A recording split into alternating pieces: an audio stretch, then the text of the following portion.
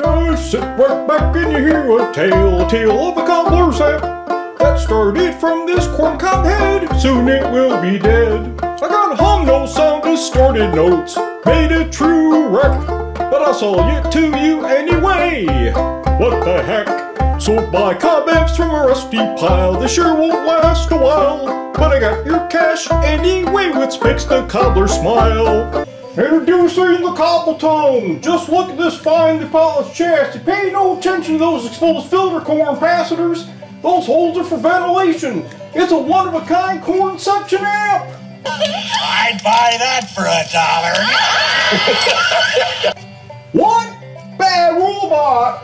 Wiring's a piece of art. Took many hours of corn complete. Boutique amp builders are killed for this design. It's corn figured with multiple ground loops. I'd buy that for $1. No way, bot! Just take a look at this corn lodge of components. Heck, a corn elector would just love to have this on his bench to look at it. I'd buy that for $1. What? Well, that's a big negatory there, Robo. Why don't we just buy corn traction?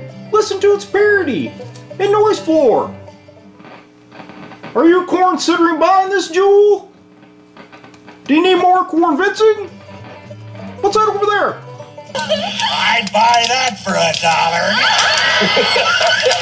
I don't know about you, but I'm getting pretty tired of these robocalls.